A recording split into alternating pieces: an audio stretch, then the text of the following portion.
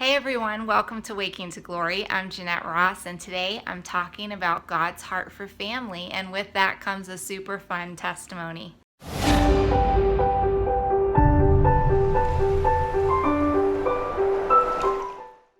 So over the summer, I had the privilege of being on a prayer team at a Christian music festival. Our job was just to walk around and be available to pray for people and give them encouraging words. And as I step back and I reflect on the weekend, I see that God was doing something unique and special with families. He was speaking life and encouragement to so many people who were needing it and just going through different things where families needed unification and strengthening. We were able to pray with one woman who was the only believer in her home, and God had really beautiful strategies for her to be life and love to her husband and her son. We were able to speak comfort and some beautiful things that God had on his heart for a family whose father was in prison. And so God had special things to say to the mom and these daughters, just to speak his heart of protection and comfort for them. We met these super fun guys that happened to be cousins that were on a road trip, and he had words of destiny and calling and just really saying, hey, I see you and I know you. And it was fun watching them process what God was saying to them. But probably my favorite story of the whole weekend was a young teenage girl and her grandmother. You see, I kept seeing this teenage girl, and I happened to be by myself most of the time that I would see her, and I kept chickening out. I just couldn't stir up the courage to go and approach her because I wasn't hearing anything specific, but I just kept being drawn to her. And at one point I was going to go talk to her, but then somebody came up, and then when I was done talking with that person and went to look for her, she was gone. So I just said to the Lord, please give me another chance.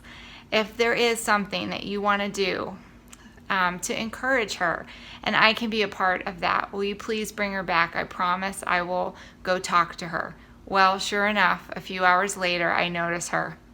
And this time she comes over and just sits down under this tent in between sets. So there's actually no music happening. It was the perfect setup. And before long, her grandmother comes over and sits down next to her.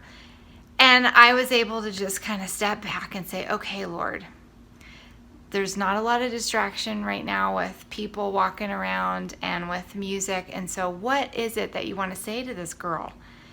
And this is what I felt. It just, the thought popped up in my mind that she's an artist, but she doesn't think she's very good. And that was all I had. And I thought, okay, here I go. But what's going to happen if she's not an artist? I'm going to feel like a fool. But I said, okay, God, I'm willing to be a fool for you. So I went over and I said hi, introduced myself. And instead of going with what God had said, for some reason, I hear myself saying, is there anything that I can pray for you for? And she immediately says, nope, I'm good, and just kind of shuts me down. But the grandmother says, how many times today are you going to say this? And I begin to realize, oh, this girl has been pursued by the Lord all day. He's been after her. He's had all these people come up to her multiple times throughout the day that were feeling like drawn to her and asking to pray, and she was saying, no, I'm good, no thanks.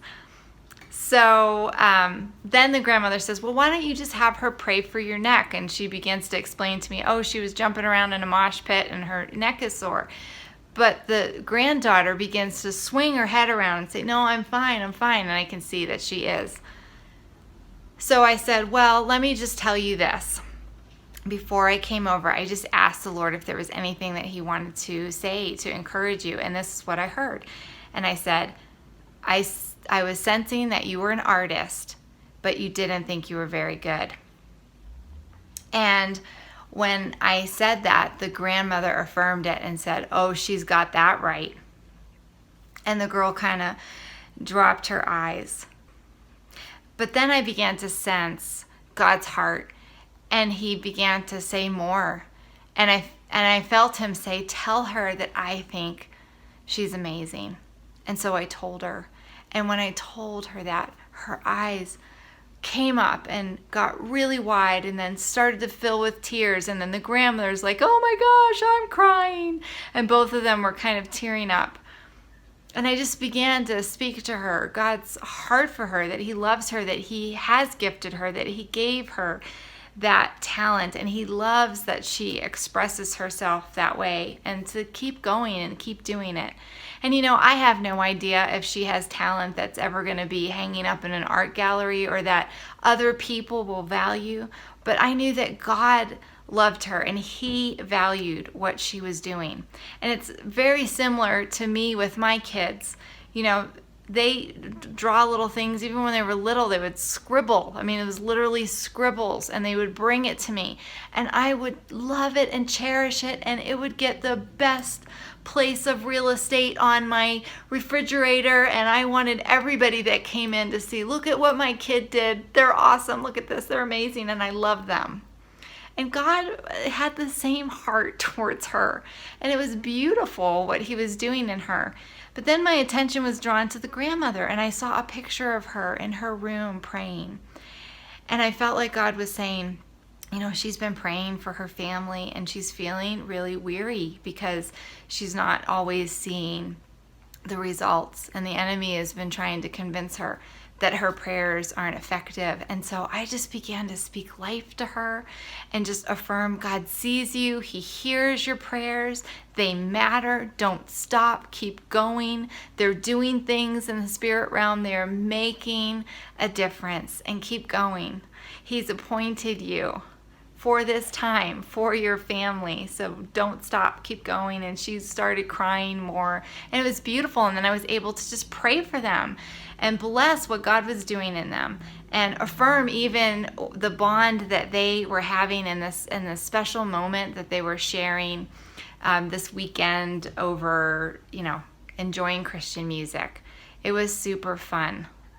So I know the reality is that there's many of you who are dealing with similar things that even was mentioned throughout this video already.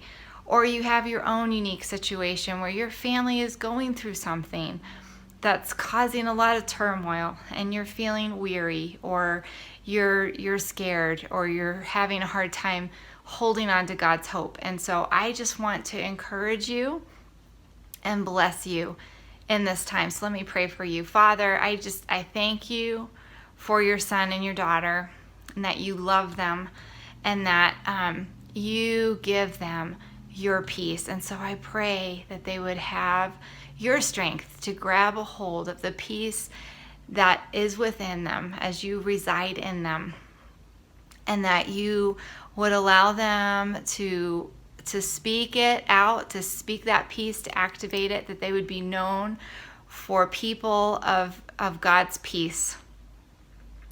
And whatever it is that is going on in their family, whatever they're needing, whether it's encouragement, unification, strengthening, or something else, God, you know their situation.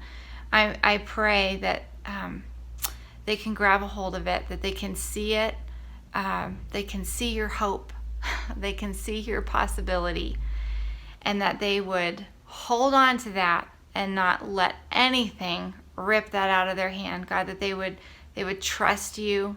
They would surrender the situation and the people in their lives to you.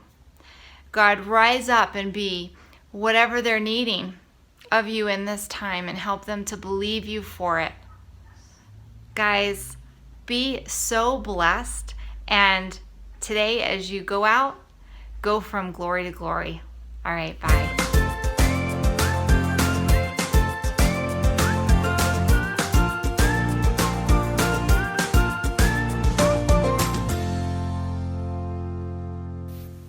Again, thanks so much for watching, and to stay tuned and for further encouragement in your faith journey with Christ, subscribe to the channel Waking to Glory.